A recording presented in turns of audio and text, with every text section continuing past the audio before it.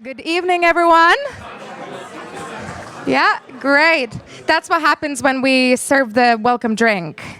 And it was Friday evening, and it's heat wave in London.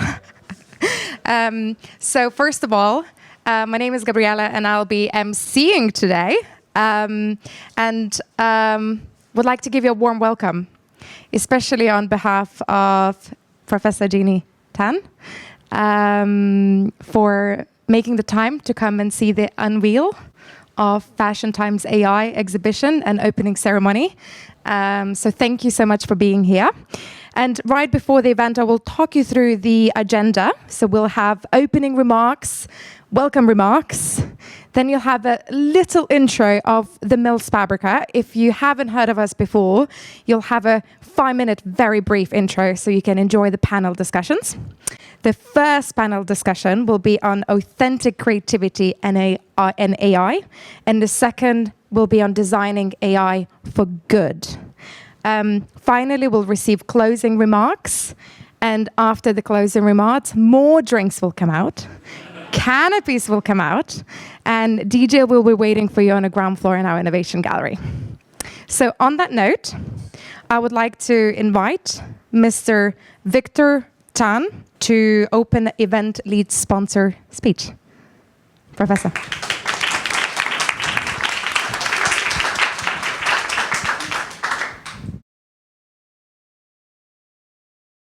Professor Wong, Professor Barfield, Gilford, and Amy and Jeannie,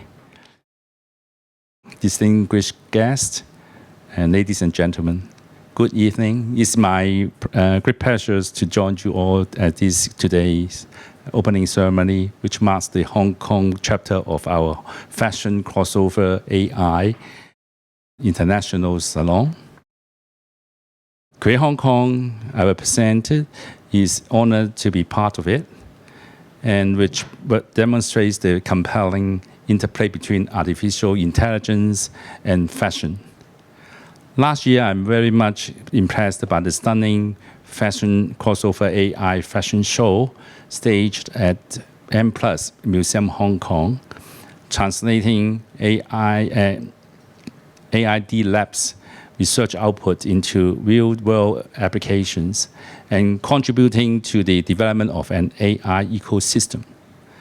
All the audience were mesmerized by the world's first designer-led AI fashion collections using the cutting-edge AiDA AI platform, which was developed by Professor Wong and his AiDLab team. Altogether, there are 6 international and Hong Kong fashion brands and 8 Hong Kong young design units selected from over 200 entries who have been then worked interactively with AiDA to complete their collections, which were widely acclaimed as successfully established Hong Kong as a leading force in AI and fashion. AiDLab must feel very proud to bring the project exhibition back to London, where Royal College of Arts has firmly established it as world's ranked #1 in art education. Friends here will see the carefully curated collection party coming from the fashion show I mentioned, held in M+, with other latest exhibits that help explore how AI is transforming the entire design workflow from ideation to production. The mini forum held afterwards is going to address the current and future roles of AI in fashion and design. It will surely be full of inspiration to us. We look forward to sponsor more exchanges between Hong Kong and other countries, not only in fashion crossover AI, but also in all cultural and creative aspects. I'd like to thank AiDLab, Hong Kong Polytechnic University, and Royal College of Arts for co-organizing the project, and the speakers of today's mini forum. I wish the events in London every success and look forward to more cross-genre collaboration with our global counterparts. Peace and joy, and thank you.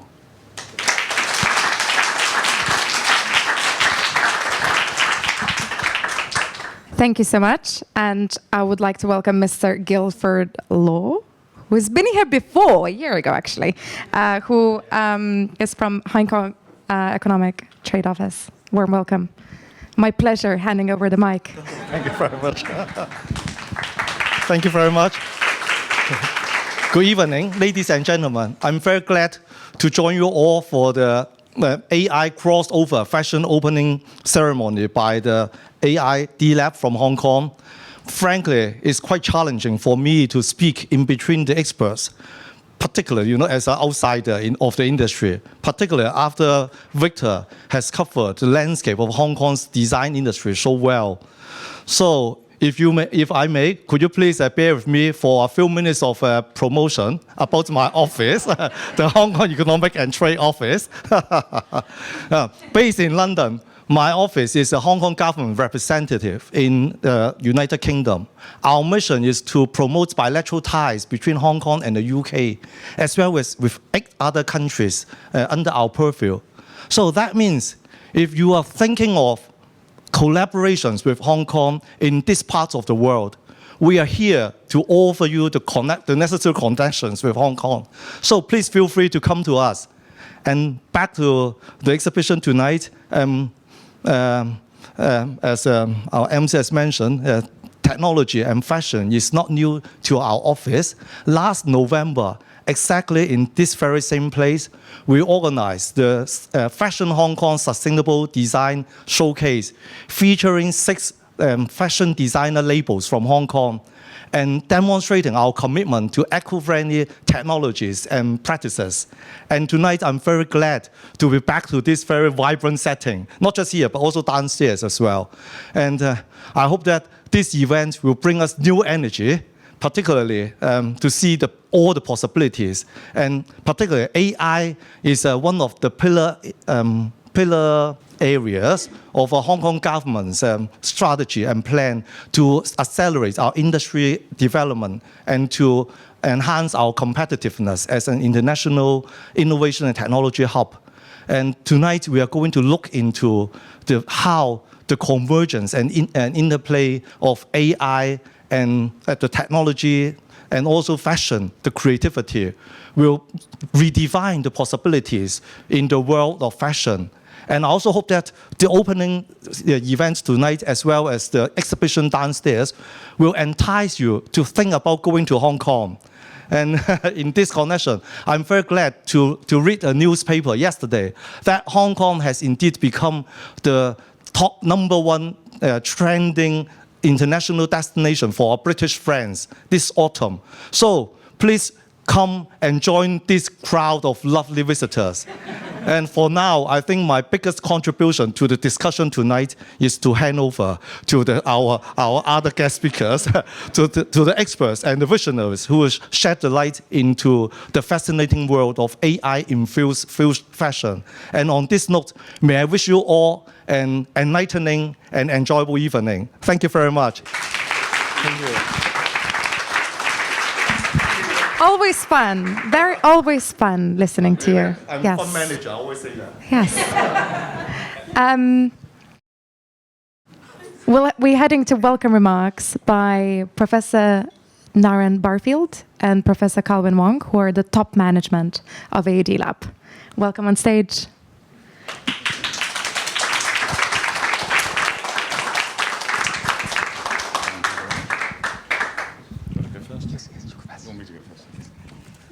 Okay.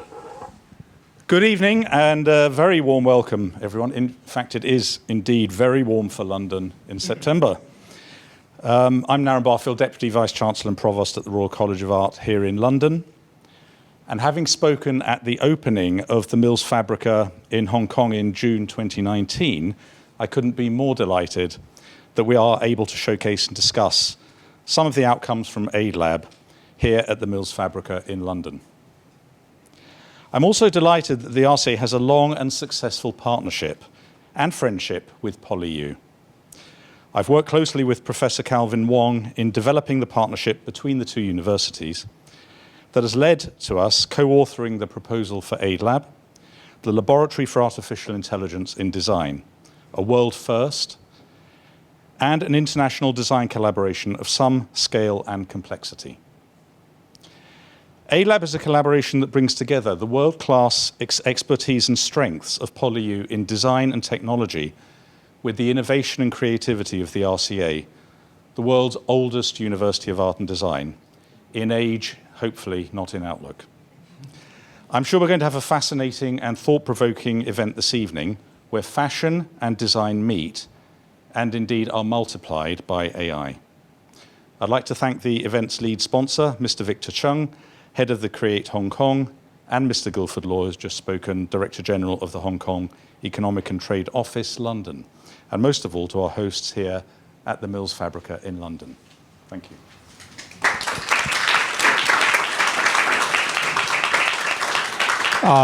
Thank you, Victor, and also Gilford, for giving us, the opening and welcome remark, to all of us. And on behalf of AiDLab, I would like to take this opportunity to say thank you to Create Hong Kong, Victor, to sponsor, the whole event. Thank you very much, Victor. And I would also like to say thank you to all honorable guests, the panelists of the upcoming forums, and also all of us who join, this event tonight. I must say thank you, to Jeannie's team for your hard work, to prepare, to plan, coordinate everything, such that we have a very wonderful event tonight. Thank you so much. And also, Fabrica X, for sure, your help, your support is fantastic. So, thank you tonight.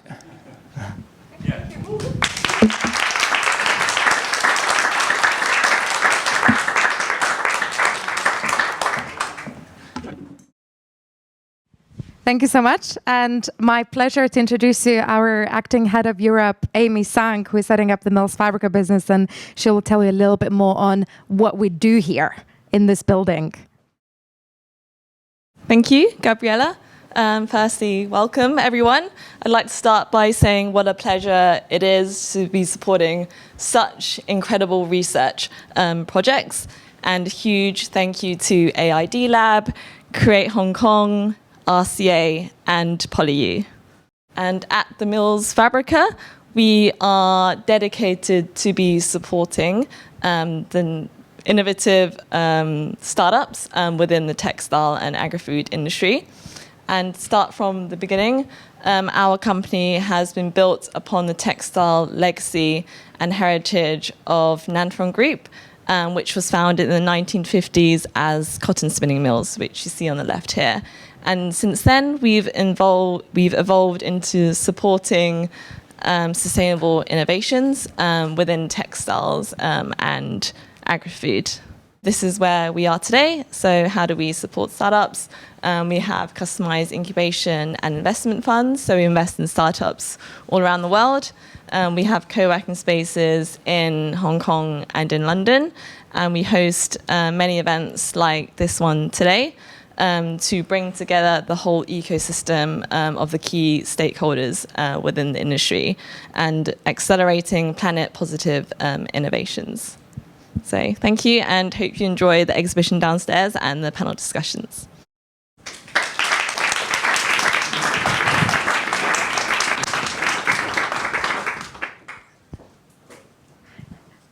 Thank you, Amy. It's quite a weird setting when we work together to welcome somebody on stage. Act professional. I'm so excited about the panels. My great pleasure to invite Miss Katie Barron, who will be moderating Authentic Creativity and AI, Professor Calvin Wong, who will be a speaker, Professor Naren Barfield, and Miss Anne Toomey as well to the stage.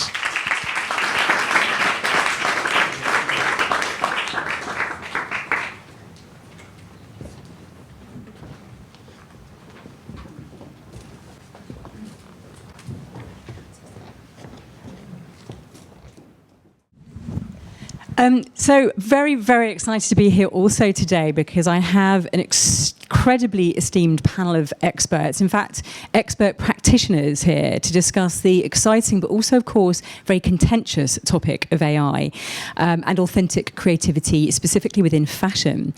So in this discussion, we're going to be interrogating how AI will impact, may accelerate, and I very much hope cherish human creativity. So a couple of panelists who you've already met briefly here.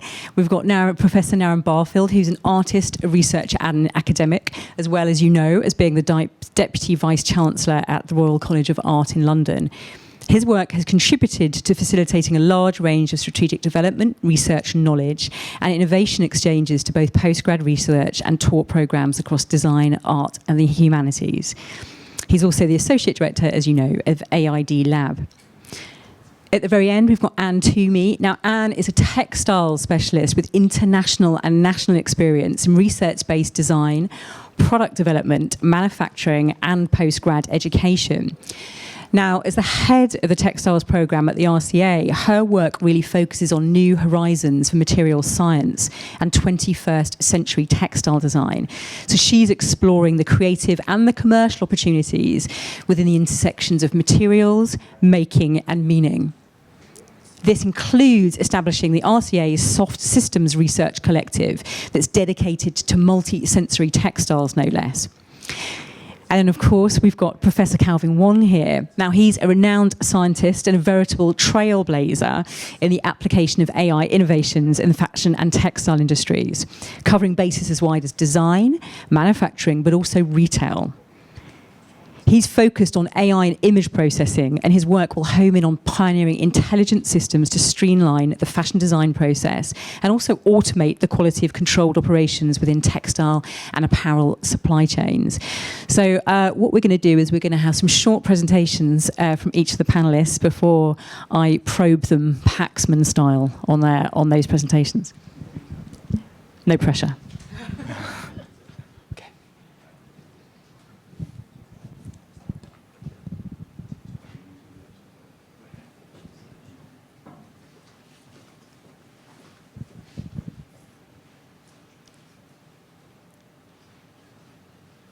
Yes, thank you, Katie.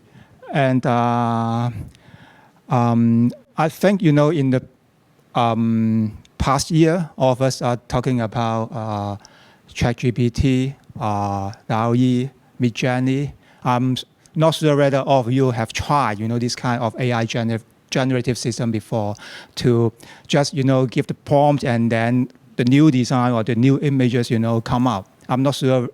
Have you tried this before? So it seems that, you know, when I talk to the fashion designers, they are quite worried that maybe, you know, AI will take over their job. But the point is that, you know, as a fashion designer, the most important aspect is, you know, human creativity, original design. So, but at the same time, it seems that, you know, we are now living in an AI era. So how can we embrace AI in our fashion and textile industries? So this is a very key issue. So anyway, you know, we have, you know, generative AI, but at the same time, we need to treasure to maintain, you know, how human creativity in the whole creation process. So how about saying that designers can manage and need AI for creativity instead of, you know, maybe AI model, AI technologies, or, you know, the fashion designers, you know, take over, you know, each other. So how about, which is called the designer net AI system. So can you see this very stunning design of it, which is actually, you know, designed by a Korean design label called Barfield, and the creative director, Jay Lim, who was, you know, the RCA graduate. It's very stunning. Actually, you know, which is the outcome of Jay working with the designer net AI system, which is called AiDA, you know, to create, you know, this outfit. And this is also, you know, the outcome. These 4 outfits are also the outcome of Jay working with AiDA.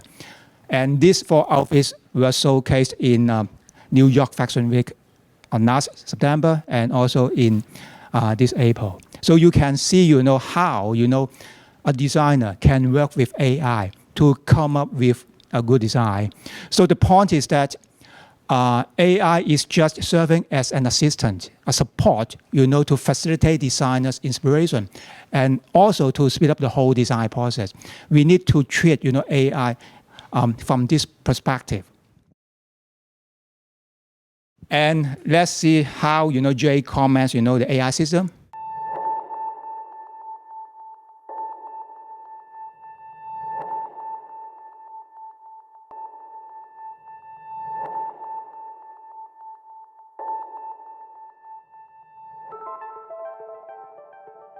Those keywords that comes to my mind when describing the system are safe, fast, friendly, smart, and futuristic.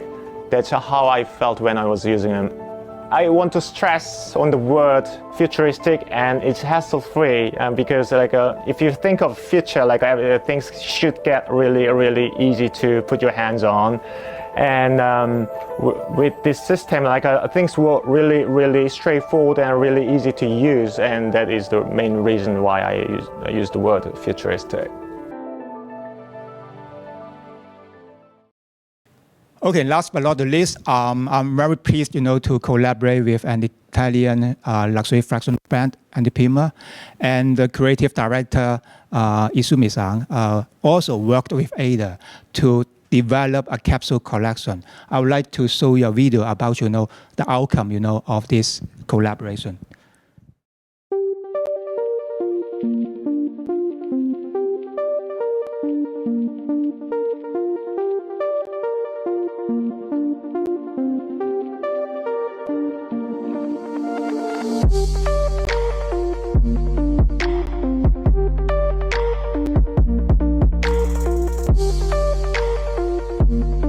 Just want you to feel, how AI work with designers.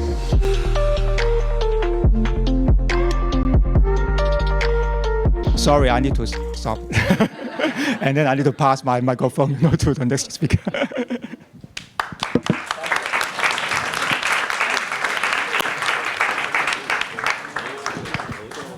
Just collecting my microphone. Professor Naren Barfield. Thank you. Right, I've got the trick of paper, clicker, and microphone with 2 hands.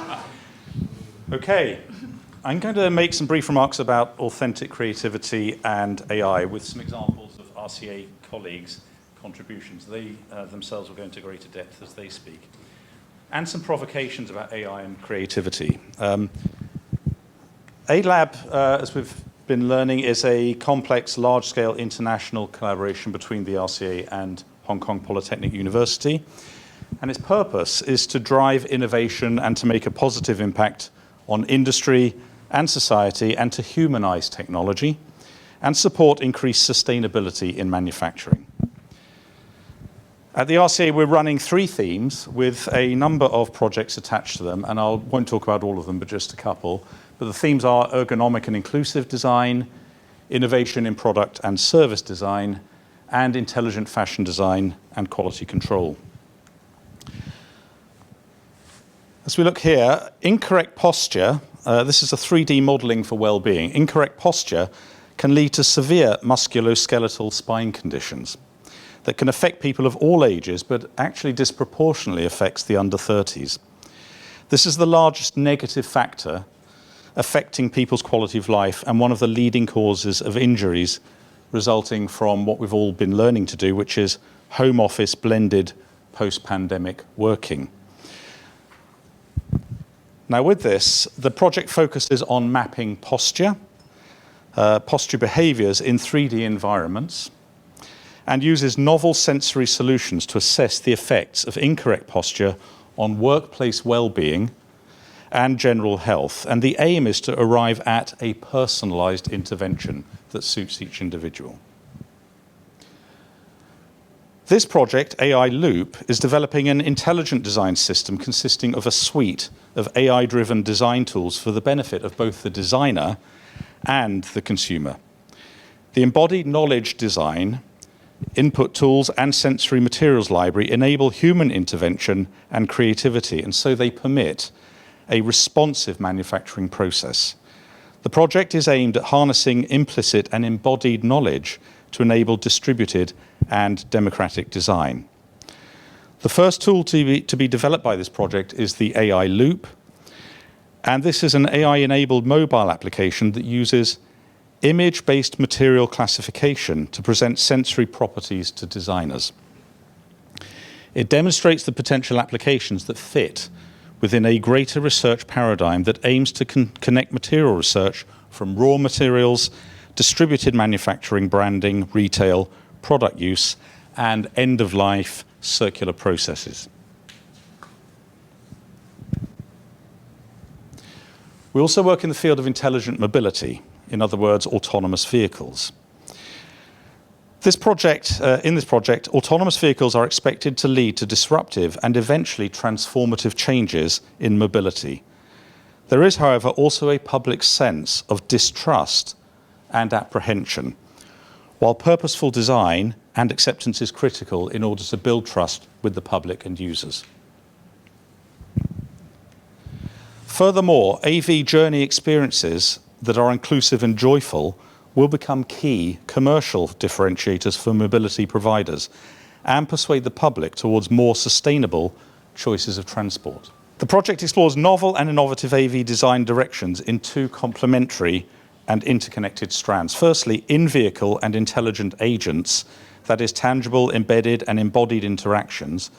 And secondly, the exterior and interior design of future AVs, and the role of design as the primary interface, establishing the relationship between AVs, the passengers, and other road users. We're also working in small-scale robotics. And the main goal of this project is to develop an autonomous medical supply or medicine supply system with the objective of improving the supply of pharmaceuticals to the public. The research output will involve humans, so we still use humans, for example, doctors to advise in specific circumstances, and pharmacists, researchers, and health and safety managers. But what you really need in artificial intelligence is an octopus. This project aims to prototype new concepts and models and methodologies for the creation and dissemination of real-world narrative ecologies, concerned or produced with AI, investigating their applications for pedagogy, communication, and digital storytelling. And what this real-world artificial intelligence narratives project is doing is working with communities that are investigating more sustainable models of computing, informed by views of AI, including its materialities, data sets, and narrative structures with interspecies communities. And the project aims to address an urgent issue, which is cultural bias and closed systems involved in AI. The intention is to enable new forms of digital storytelling intertwined with the development of new AI technologies, including the prototyping and publishing of narrative models that prioritize and make accessible the exploration of collective agency, ethical and creative forms of interaction and exchange. And so taking the octopus theme a stage further, if I can get that to go forward, the research is looking at some of the ethical challenges and technical limitations on the design of new AI-based media and environments. This involves, on the one hand, looking at how specific cultural social bias is embedded in AI generative models, and also at the limitations in real-time experience of immersive environments in the creative industries. This has led the team to explore distributed intelligence in complex and distributive adaptive systems inspired by the common octopus. The octopus is an example of distributed generative intelligence in a single body with very limited bias and multiple simultaneous points of view. They are adaptable, flexible, and generate bodily images and patterns dynamically in response to their fluid, changing environment. They are a great example of an animal evolved in relation to a complex, fluid, natural environment, embodying the diverse and multiple points of view involved. So I bet you never thought an octopus could help out with AI. So imagine having a fluid body shaped by a fluid world. This is reflected in the lab's research, which is aiming to expand the limits of single-domain AI in immersive media experience to enable the environment to function as a living system that continually restructures itself in real time, to generate new relationships between users and immersive situations. And then, although Anne will say more, touching very briefly on work being done on intelligent fashion design and quality control, the AI Couture project seeks to enhance digital craftsmanship in haute couture by employing advanced technologies in capture, understanding, and digitally preserving the skills and techniques practiced by expert craftspeople. And given the complexity and precision of these techniques, existing methods of data capture and analysis are limited. The team therefore expects to develop a digital embroidery tool that can simultaneously capture hand data and cloth interaction data. And by employing multiple data points, it is possible to capture more detailed and accurate craft technique data, which can then be used in the development of an AI-assisted craft training system. Through this, inexperienced users can use the digital application to augment their learning of haute couture craft techniques. So I'm going to finish with someone you won't have heard of, Stanislav Petrov, to whom we can thank being here today. Because I also want to highlight the dangers of AI as well. Why is he important in the context of AI and our roles in design? It's quite possible that without Stanislav Petrov, many of us would not be here talking about design and AI today. 40 years ago this month, he helped prevent the outbreak of a nuclear war. Computers had warned him, using AI, that missiles had been launched from an American base. He was Lieutenant Colonel of the Soviet Air Defense Forces, and of course, with the film Oppenheimer out at the moment, this is quite topical. And as the computer systems in front of him changed their alert from launch to missile strike and insisted that the reliability of the information was at the highest level, he had to figure out what to do. After 5 nerve-wracking minutes, Colonel Petrov decided that the launch reports were probably a false alarm. The estimate was that only 25 minutes would elapse between launch and detonation. Naturally, he received a reprimand for his actions and later said that to justify his actions, we are wiser than the computers, we created them. So why do I raise this as my final point? To illustrate the critical importance of how we use AI, control, access, and inclusion, to keep at the forefront of our thinking the limitations of AI and the importance of placing humanity, ethics, and judgment at the core of everything that we do, and above relinquishing control to machines without human oversight. Thank you.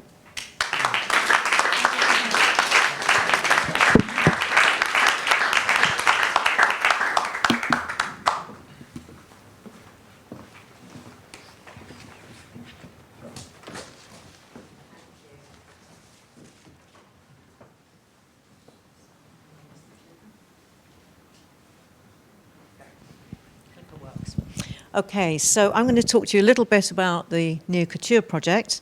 And this project aims to incorporate the haute couture values with digital craftsmanship in fashion and textiles practice. And this will inform the development of user-centered digital tools, focusing on aspects of material manipulation, collaboration between different agents, and bespoke craftsmanship. The broader goal is to explore how AI and digital tools can enrich artisanal practices in this field. I didn't move that on, but we're on to the next one, so we might race ahead. I might have to go back. So why haute couture? And haute couture offers a unique position from which to examine this, and the distinctive and rarefied artisanal crafts of this field are far away from commonly held ideas of digitization and AI, and therefore present a great opportunity to challenge these ideas. specifically in relation to the humanness of the craft and how unique, bespoke handling of materials inform the development of identity and aesthetic signature, the creative DNA, which contains, as we know, significant economic value. We ask how this translates into a digital domain as we start to try to codify aesthetic traits. We envisage digital tools that are unique to the disciplines of fashion and textiles and can pick up on the nuances of how physical tools in this domain are currently used. We aim to go beyond the HCI elements of the project and harness these tools with AI to support uniqueness, creative identities, authenticity, and creative authorship. But in order to do this, we have to build our HCI toolkit first.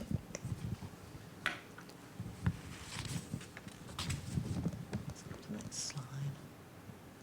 So, to begin to capture the data, we are developing a system using capacitive sensing cloth and motion capture to record embroidery. And embroidery is a combination of the materials, the embroiderer, and the needle. We see AI as a critical component in the development of this work. Machine learning algorithms can be trained to effectively combine multiple sources of spatial data into an accurate and consistent model. Over time, the model can learn to accurately identify different embroidery techniques, even those with subtle differences. And through this, we can capture the precious and disappearing intangible cultural heritage of craftsmanship and skills. There is also, of course, an opportunity to use this for teaching and learning.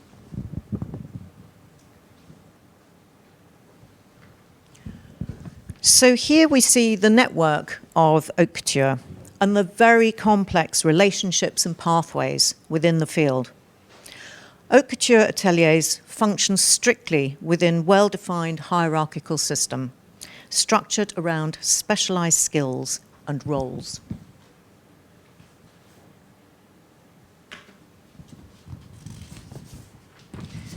So as we transition into the era of Fashion 4.0, the penetration of AI could destabilize these traditional hierarchical frameworks. And we suggest a fluid and fuzzy framework of interchangeable relationships and collaborations between human, machine, and material without hierarchy. This shift from the designer as an isolated creator to one engaged in a fluid, interdisciplinary community necessitates rethinking existing hierarchical norms. The integration of AI and digital technologies in fashion and textiles practice poses crucial questions about how we value uniqueness and rarity in the digital age. We consider how AI could serve as a creative prothesis, augmenting human limitations and enriching aesthetic and expressive possibilities. The Neo Couture team will be presenting their paper on this topic at the forthcoming Textile Intersections Conference, which is organised by Loughborough University in collaboration with the Royal College of Art, the University of Boris, and the Elisava School of Design and Engineering. Thank you.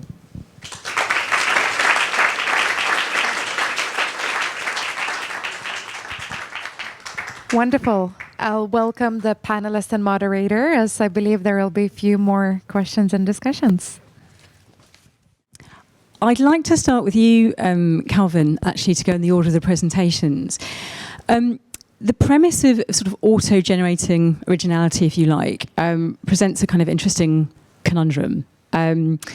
Because I think I've always thought of it's the individual kind of idiosyncrasies of a designer, the rabbit holes that they go down, the information that they're synthesizing, and it can be quite a long process of the feelings, the inspirations and the experiences that go into making a final fashion collection that creates what we know as the sort of uniqueness or what we would call the authenticity. How is your system acknowledging and responding to that so it's not eradicating that incredibly lengthy, important process? Thank you, Katie. Actually, unlike the existing Midjourney or the DALL-E systems, when the designers, when they use the AiDA system, they still need to do what they are now doing. Say, for example, they need to prepare the mood board. It means that they need to think about, the color tones, think about, the initial sketches, and also the fabric print pattern, the theme. So of this, they must prepare and in terms of, the images. And then they can upload, this type of images to the system. Because, our AiDA system, which is embedded with AI-based image detection, image generation, and also the image recognition, models, which can recognize what the designers have uploaded. And then the system, can propose the similar things, to the designers. And then the designers, can think about it, whether, they can refine, modify, or even fine-tune, their original design elements. So which is a kind of, as what I've said, which is a kind of co-relationship between designers and also the AiDA system. So this is a reason why we can still keep, the uniqueness, of each designer, what they really want to present in the upcoming season. So which is totally different from the other existing generative AI technologies. I have been asked these questions, so many times in the past few months, but I would say that... I'm sorry. So this is the reason why, designers are still doing what they are now doing. So just to clarify that, are you saying rather than sort of saying, I'm going to just in one foul swoop sort of dump my mood board into this thing, it's more as if you're working with someone that's a kind of AI assistant on your shoulder, somebody that's a kind of, a kind of technological spirit guide, if you like, and it's an iterative process. And therefore, does that mean, how does that work in terms of expediting the process, or does it not expedite the process? And is that not the purpose? What's the key role with that? I think the essence, of the AiDA system is that we really want to facilitate designers' inspiration, and at the same time to speed up, the conventional design and also the product development process. Say, for example, for some designers, after they have adopted, our system, they experience that around 70% of their design and product development time, can be saved. Take, the Andy Primer's collaboration as an example. The creative team of Andy Primer have uploaded, the images, of the mood board to our system. Just 2 days, the system can generate 3,000 proposals, 3,000 outfits for them, but they insist that you must know that Andy Primer is a very non-established fashion brand. They must have their own DNA and signature design elements. So what they really want to do is that they want to keep what they want, to present, the designs. Embed with this kind of signature design and also DNA. So that's why they spend 2 more days to streamline the 3,000 outfits into 200 something, and then the 8 outfits as a capsule collection. You can see that, based on this system, we can propose all possible combinations of design elements based on the original concept of the designers. And then within very short time, designers, can visualize all possible combinations and designs based on what AI can help. And then they can make the best design before prototyping and then production. One very quick question, because I know that we have very little time here for this, but it's just occurred to me, so I apologise, this isn't on our list. Okay. I know that you're a guru in image processing, but in terms of thinking about the way, because there's been a lot of discussion here about the importance of sensory, the sensory aspect of how we sort of relate to ourselves and one another and our creative inspiration.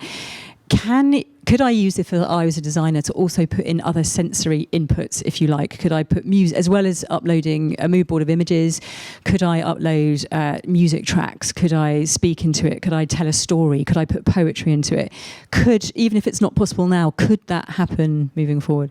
I think so. I think it's subject to, whether we can establish, a large-scale data set for AI model training. So which is very important. I think for most of the AI projects, what we need to do is that we must prepare a very good large data set with, very correct, which is called the annotation, which is a kind of, teaching material to train the AI model to learn and to behave what, that our brain, to think about it. So I think it's possible.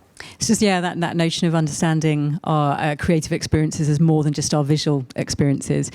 I'd like to come to you, Naren. A big sort of conceptual question, if you like, because obviously your presentation covered all kinds of different projects, and actually many of them were wonderful for their practicality in a way, a lot of inclusive and democratic design.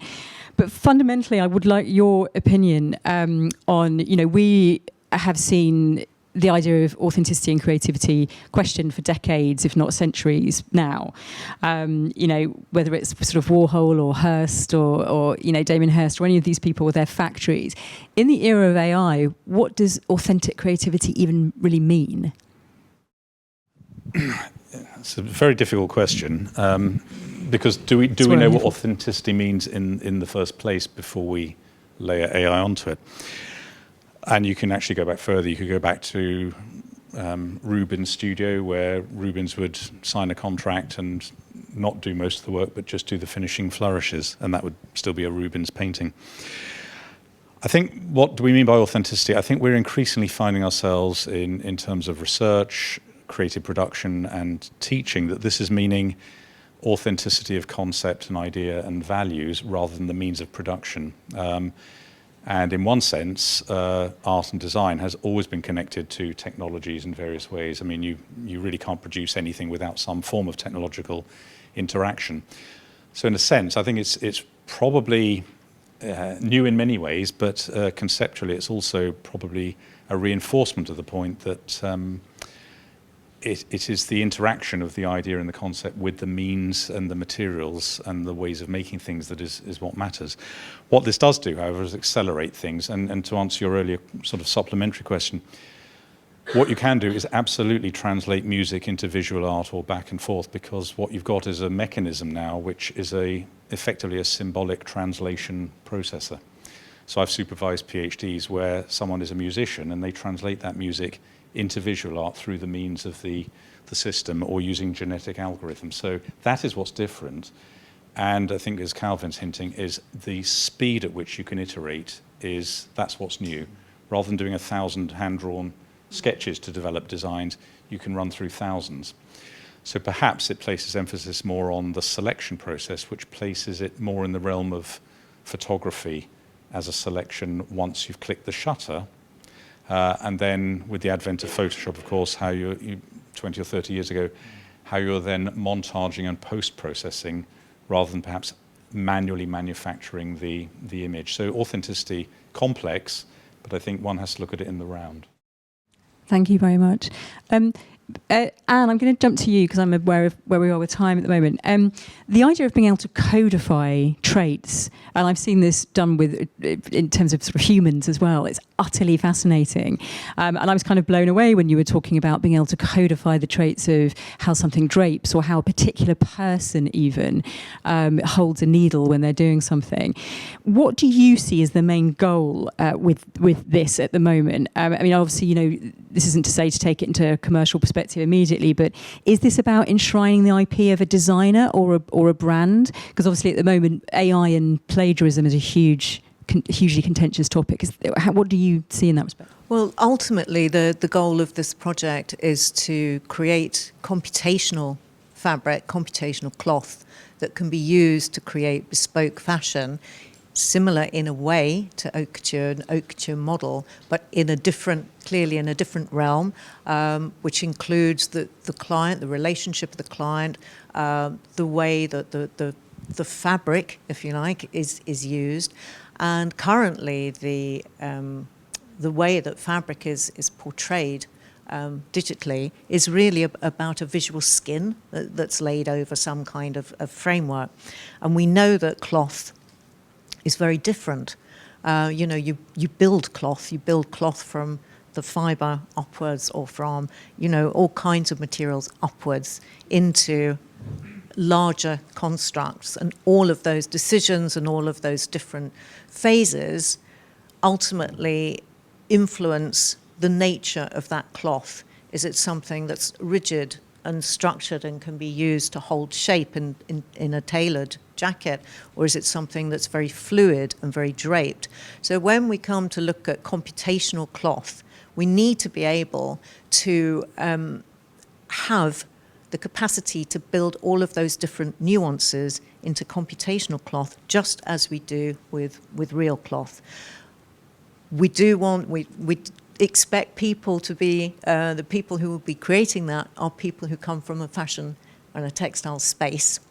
And the way that they use and understand and learn about those different qualities doesn't come through a computer interface. It comes from another space. And so somehow we've got to try and digitize that space in order to do that.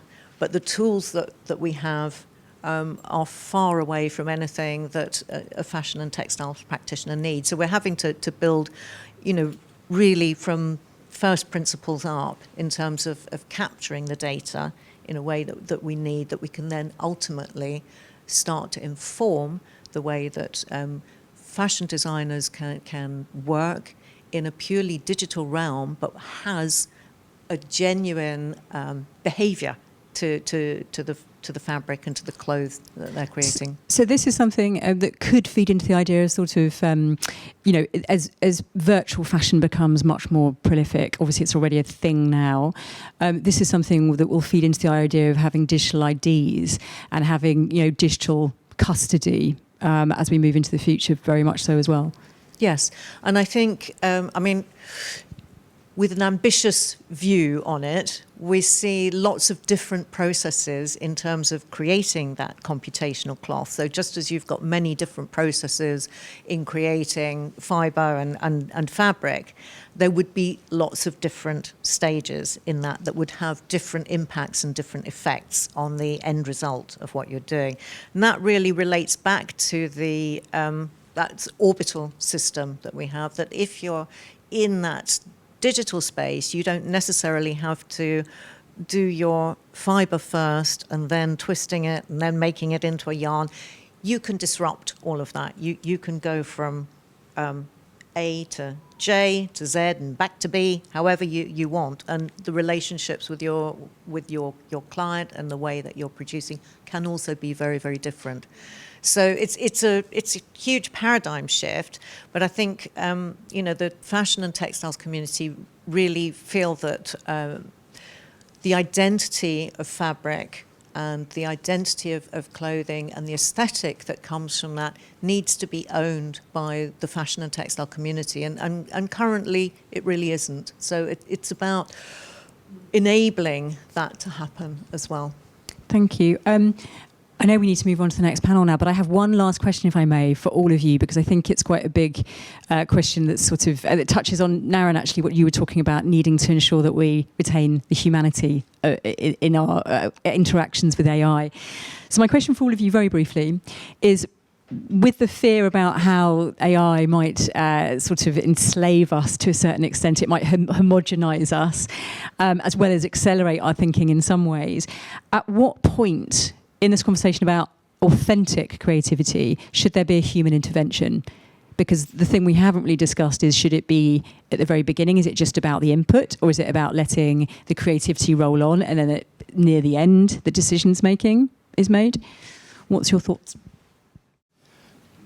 Do you want to go first? Not really. No, right. I'll have a crack. I think your question works at two levels. So if we're talking about the limited set of new tools for artists and designers, that's one thing. And at what point do you intervene? I think you look at the systems you're using, and you're looking at the involvement of the creative individuals at every stage of the process, and not simply taking off-the-shelf tools and then applying them. I think in the bigger sense of the question, however, I think there's a more fundamental question, which is about the values that are embedded, and that comes down to who designs the AI in the first place. And that is not so much about autonomy or being taken over. It's much more dangerous than that, I think, which is about certain groups have control of the AI, being able to then have control over other groups who don't have control of it. But that may be another conversation. Yes, I totally agree with what Naren has commented. And yes, what I would say is that it's much like it's not really a kind of intervention from my point of view, which is a kind of a relationship, between AI and human being. More symbiotic. Yes, instead of just say intervention, because which is a kind of to a large extent, each one, can complement with each other, which is a kind of hand in hand, to do something which can create new things, which can help, the people to have, a better life, something like that. And yes, this is what I would like to share with you. There's no any exact answer, to address this. Yeah. And I can leave it with you as well if you prefer not to answer. Oh, it's fine. I was just going to say very simply that I think we don't know these things, and as creatives, we need to engage and we need to explore and we need to find out and discover where those thresholds and boundaries are. I think it's impossible to predict accurately at this point where they will be, but values definitely, an assistant and co-creation, I think are really important within that. Thank you. Much as I'd like to keep Matthew off the stage a bit longer, I don't think that's appropriate. Thank you, panel. Thank you so much, Amy. Okay. My great pleasure to finally introduce you to the second panel called Designing AI for Good. So I'd like to welcome our moderator, Matthew Drinkwater, who is head of innovation agency from London College of Fashion, and wonderful event chair of Fashion Times AI program, Professor Jeannie Tan, who is Professor, School of Fashion and Textiles, the Hong Kong Polytechnic University, and Center Assistant Director for AiDLab. Dr. Alia Sadipur, Academic Lead of Computer Science Research Center, Royal College of Art, and wonderful Dr. Carmen Lee, who flew in this morning from Hong Kong. If you know what it's like, jet lag normally kicks in around 7 p.m. this time. Who is Associate Professor, Department of Industrial and Systems Engineering, the Hong Kong Polytechnic University. My pleasure to welcome you all on stage.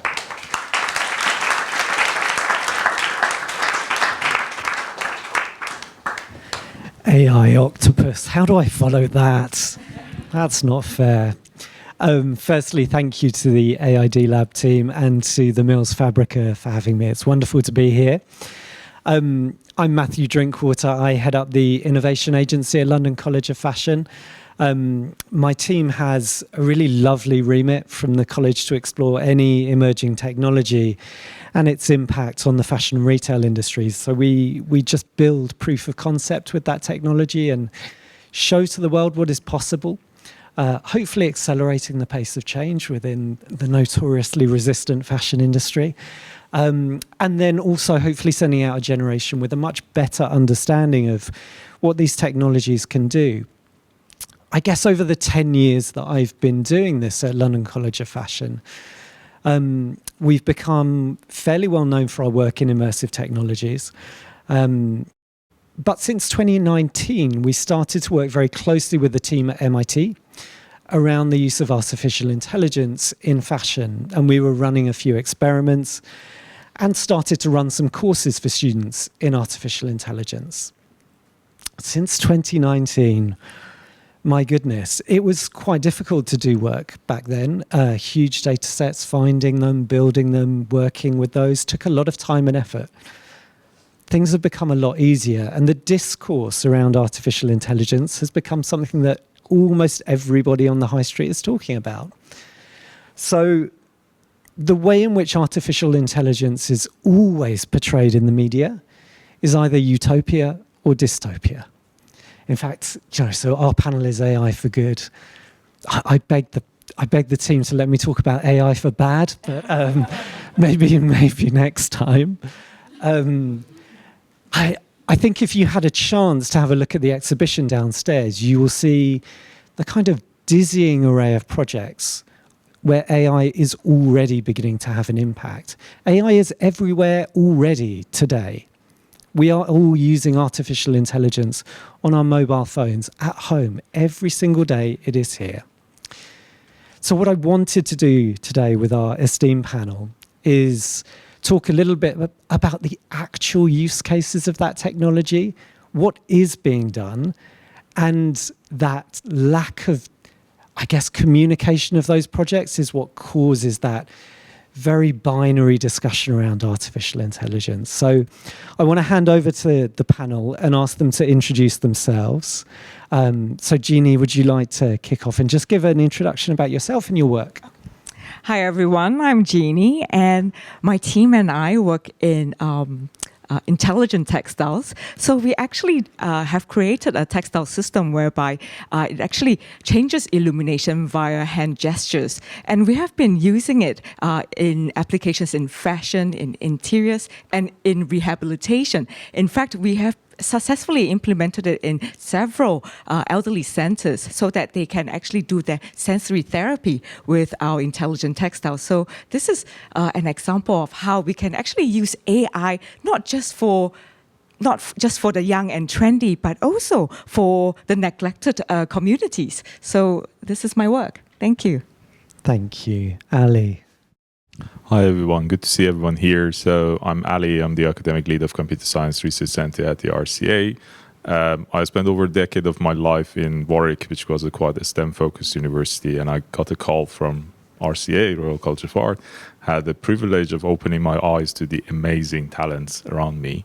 I'm super privileged to having some of my postdocs here tonight and working with a lot of amazing PhDs who are a true example of interdisciplinary research, because one of the things as a human we achieved throughout these years is actually we're no longer actually in silos as I'm a computer scientist, I don't care about art, or I'm an artist, I don't care about code. So that's the difference between humans and machines at the moment. Okay. Thank you. I am Carmen, so you can call me Carmen. Also, I am from Department of Industrial System Engineering. It's a little bit different from fashions, but we are concerned more practical aspect about manufacturing, supply chain, and also product design. So my team in the past doing some work related to product design. So mainly we need to realize that what is the needs of the customers. And based on some sensory device, we can capture some data and then study the user behavior to realize that the needs of the peoples, because we are not talking about just the product, we are also concerned about the service. So on the other hand, for the supply chain and manufacturing, so even for the fashion, I know it's very unique design. We also think about for the batch productions, or even some of the product is mass production. So how to have efficient productions is also one of my main areas. And artificial intelligence mainly, so in industry, many aspects, because for the industry, we talk about Industrial 4.5, or sometimes 4.0 now is 5.0, although this may be somehow, they say some gimmick terms, okay? So, but it's also a way that to make use of the AI, cloud computing, and also big data technologies behind, yeah. Great, thanks, Carmen. And I'm looking forward to talking about supply chain and the retail industry. It gives me another opportunity to bash the high street. So we'll get onto that shortly. But very selfishly, because my work is largely around immersive, I wanted to start with Ali. And I know that your work has a great focus on immersive technologies. 3D world building is hard work, labor intensive. Where are you seeing the major opportunities for artificial intelligence in future immersive experiences? And it seemed in a way that kind of how many hype cycles we go through in this area around metaverse. Metaverse seemed to be pushed to one side, but do we see artificial intelligence in really empowering next generation immersive experience? And what are you doing with that? Well, I can say that it's already empowering the previous generation of the, the 3D content creations. Many of the environments in, for example, gaming industry at the moment is using that automated process of using generative AI to just create in the scenes. My background is in immersive experiences and AI, and we had an amazing panel talking about actually, yes, we have AI, yes, it can create something, but explaining the math to audience may be hard. So what we can do. And what we can do is actually to create a tangible sensory experience for the human, because as a fashion designer, as any other industries, actually, you're not just a visual learner, you're just using your whole sensory kind of system to acquiring data from around you. You need to sense the textile, you need to actually use colors. Even we had this debate on social media on is this dress blue or green many years ago. So your visual perception is, yeah, I think it's blue. but anyway, so your visual perception, your tactile perception, your own perception is quite unique to you. And majority of the project that Baron actually discussed about actually what we do at the RCA is mainly focusing on the user-centric personalization experiences, but having a lot of crazy math and AI behind it. So it's all about actually what you can actually think about future and how generative AI can help actually, not actually dismissing the workforce, but giving them inspiration of what can be done faster, better, and sooner than is normal. And so make it less labor intensive, but giving tools to them. And looking at us many years ago, we never actually realized we will have a tablet in Matthew's hand reading questions from it. So that's a good example of how we evolve as a human. And how good ChatGPT would be at writing questions for a panel. AI for good. Ali, but how much consideration around kind of the ethics in creation is considered when you're working? Is that a topic that comes up? Yes, so I think we had a chat before this panel about, I just landed from Leaders Summit from Berlin, and there was an amazing chat about what is good and bad and who defines the ethics. Because at the moment you see that a company called OpenAI has started labeling a huge amount of corpus of text in Africa, which wasn't ethical. A lot of trauma caused by people reading those corpus of text and labeling them. That wasn't ethical too. Now the company is actually absorbed by Microsoft, so it's quite centralized legislation of how we should do this and how we should move forward. So it's always a battle between centralization and decentralization, but your good could be my bad and my good could be your bad. So it's down into the human level that how we can actually define these rules for the machine to understand, because we are moving from supervised learning of data, of collecting massive amount of databases, to something that the machine can evolve and learn itself. So it's the infrastructure to be there when we want to actually use that machine. A good example in that summit was the machine can actually tell you most of the boys, if you ask GPT, they're telling you that I have a boy and a girl and they want to go to higher education. It returns back that the boy goes to engineering, the girl goes to art. So it's not a good bias, so it's based on the database. And another panelist actually raised that, okay, if you ask how many, what gender is actually occupying most of the prisons, it said male. So that's true, but it's about actually what rewards you're setting in the future for the machine to understand what is good and bad. Yeah, it's super interesting. I think one of the things that has surfaced again in those conversations around kind of increased immersive experiences has been kind of the sensory elements that Katie touched on earlier. Because we begin to create more realistic immersive experiences, the need for touch and feel and sense within them becomes increasingly important. So Jeannie, I wanted to talk to you about textiles and your project itself, and kind of your view on the use of artificial intelligence for kind of more tangible physical product, and what you've created, and where are those future use cases? Where do you see this being applied? Well, I'm actually really passionate about the use of textiles as a platform, because textiles is omnipresent, it is everywhere. And it is, for me, I think it is a very natural item where we can integrate technology and something that we can actually enhance everyday experiences. So I think through textiles, because you can actually touch it, you can feel it actually for many of the people who actually use the intelligent textiles. And I would like to encourage everybody that you can experience the textiles downstairs. You'll find that actually, hey, this is actually a very intuitive way of using AI.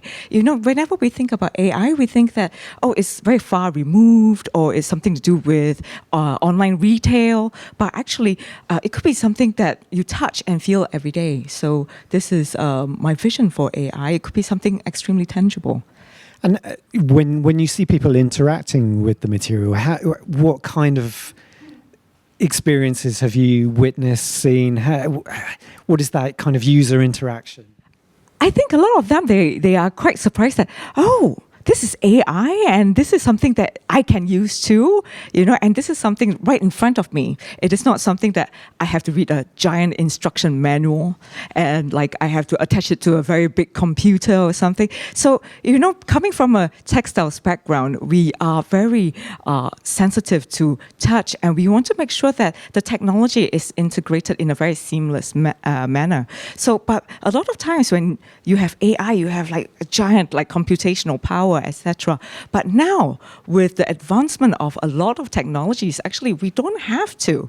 And AI can be simplified. It could be actually more streamlined. And yeah, so it could be a lot easier to use. And the material is stunning. So I would encourage everyone to go downstairs and have a look. But I pushed on one of the team, and they actually showed me a little photo of it on a slightly larger scale. Yes, and so because of logistics challenges, I couldn't bring my largest pieces over here, but we are able to create like really large pieces. And because right now, if you look at the textiles, it's actually a knitted textiles made from photonic fiber and actually from a yarn-based, textile-based yarn. So because my sponsor is Woolmark, so I use wool. Okay, so I'm indebted to them. So when you touch it, actually it feels like any other ordinary fabric. So I have also been very lucky to be able to work with cashmere, etc. So basically, the texture of it is very similar to normal textiles. So that's why this is actually a really great advancement because like previously, whenever we talk about smart textiles, they're usually woven. So now we have advanced it to something that is a knitted structure. So now I can make more wearables and I can make things that stretch. So it is more applicable to everyday life. Yeah, amazing. Carmen, let's shift on to you because I think this always gives me my opportunity to talk about retail and high street.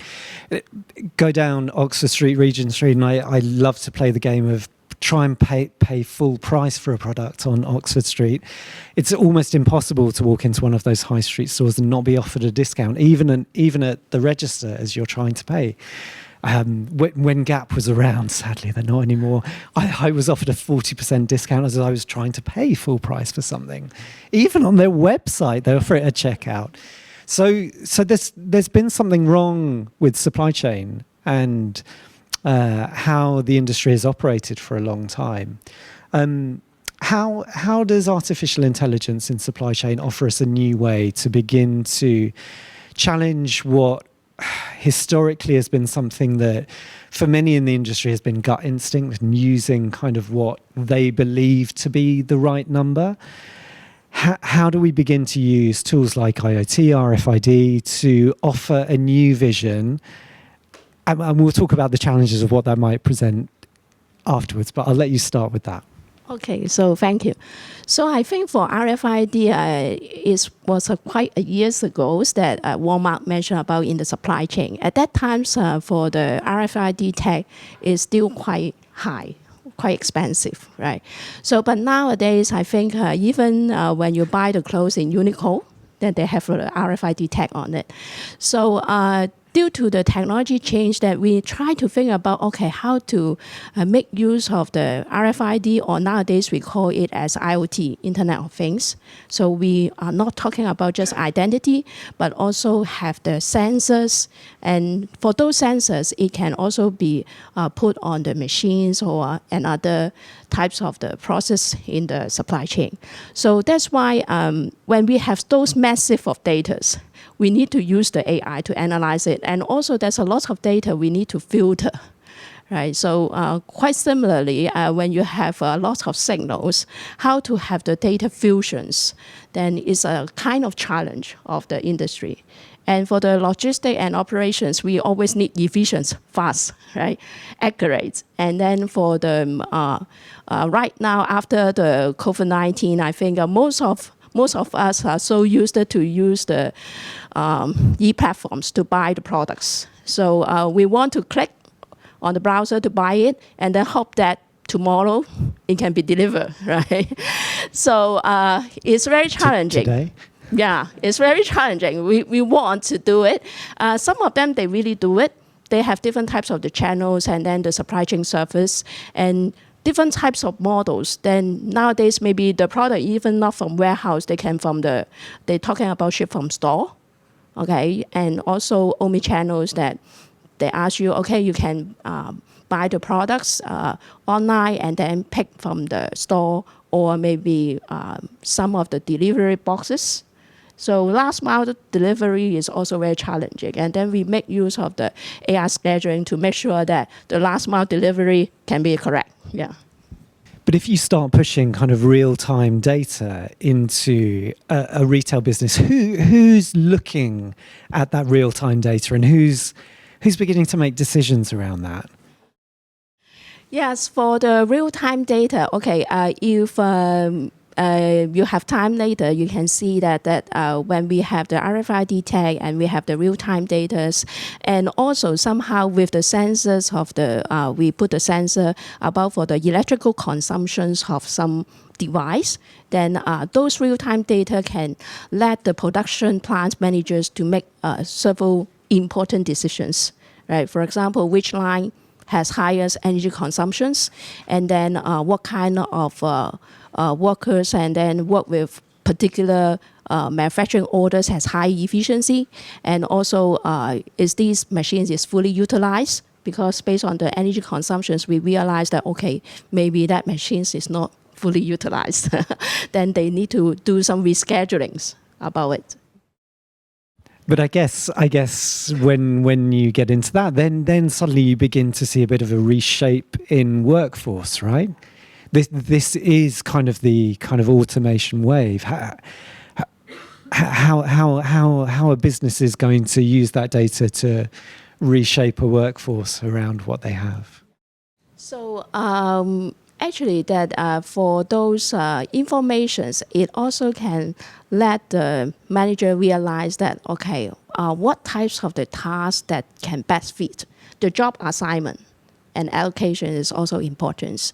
And also based on the performance efficiency, then we can realize that, okay, how to best fit, right? So it's always come with the difficulty is the wrong assignments and come with the low efficiency and high scrap rates and so on. Yeah, that's awesome.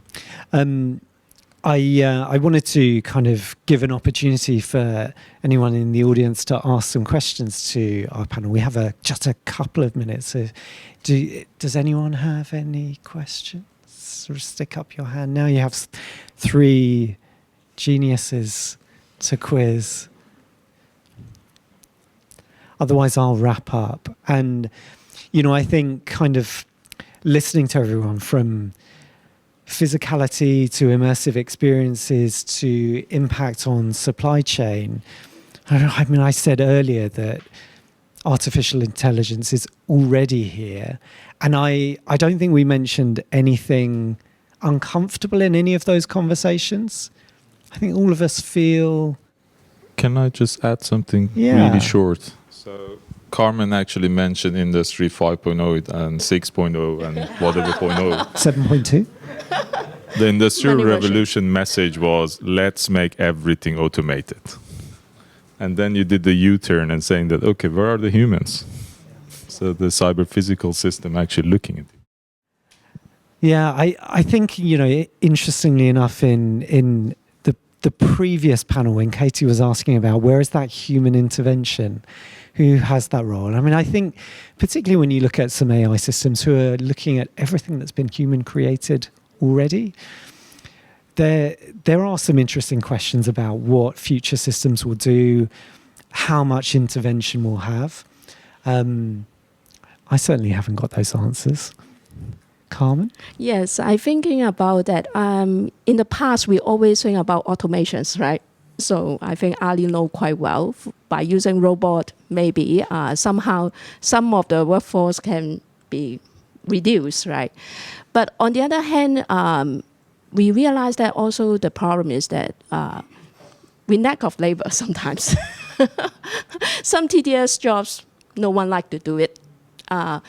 So we try to think about, match, have the matching system that, partially some of the work may be done by robot, but mainly maybe human-centered production system we are talking about for human-centered.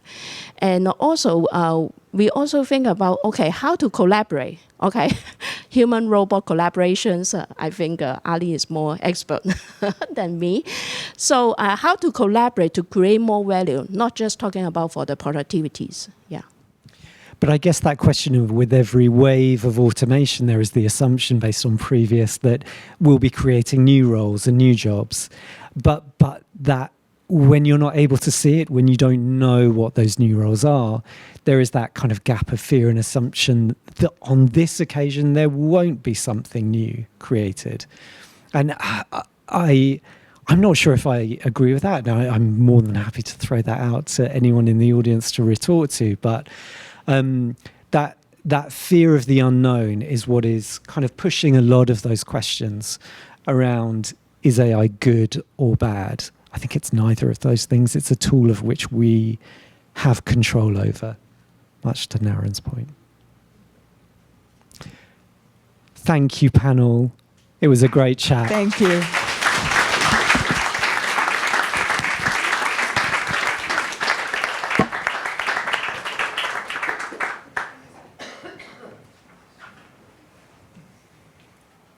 We're almost there. My pleasure to welcome Dr. Anne-Marie Imafidon on a stage, who is RCA Council member and CEO and co-founder of Stemets, on a stage to give you closing remarks.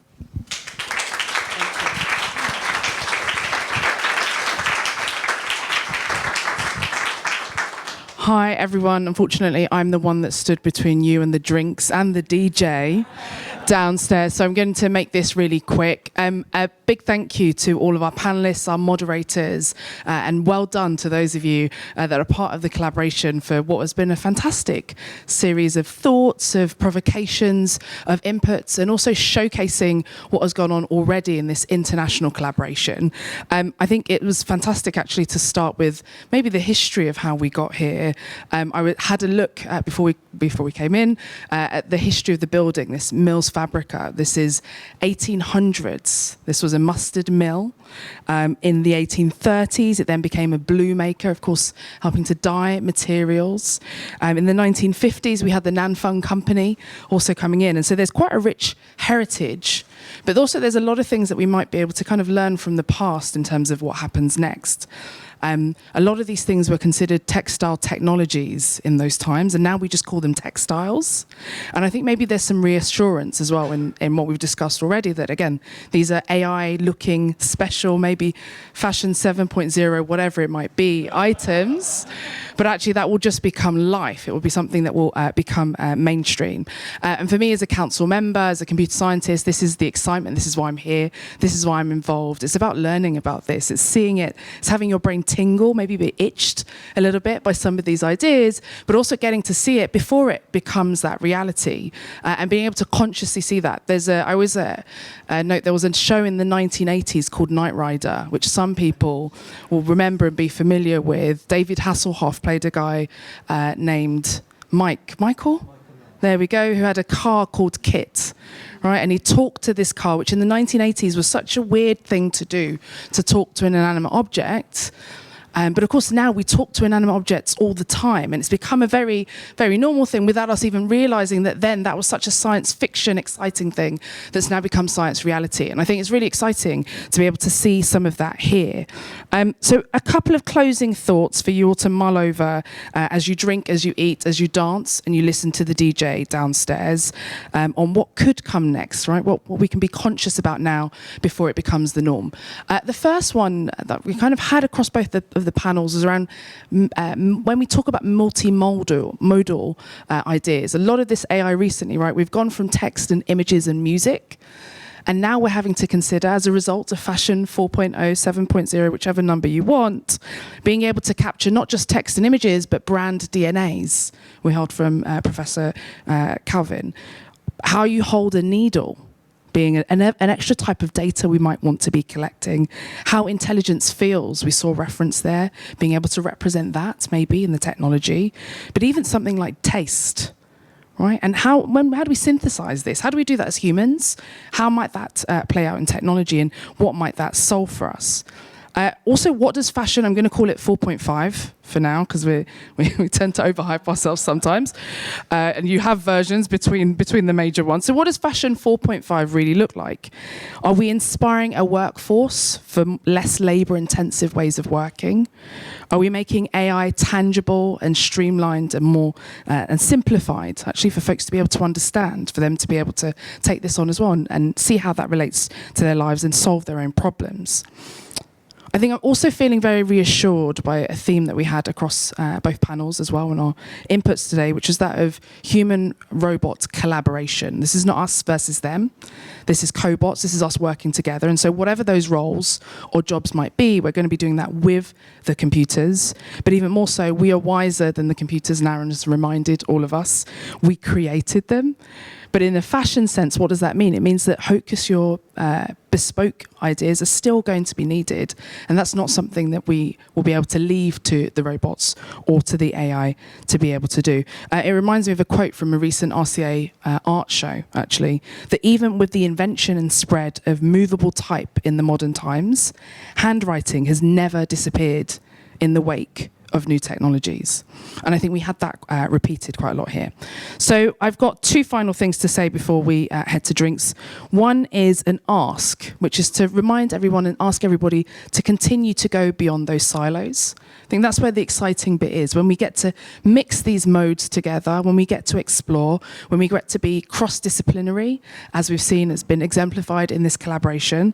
That's where the magic really happens. And be ready with all of this. Be ready and be armed, so that when this becomes the mainstream, we can all guide and help other folks to do whatever it is and create whatever it is that they need to. And the second is to keep an eye out for an octopus, because apparently that's what we all need.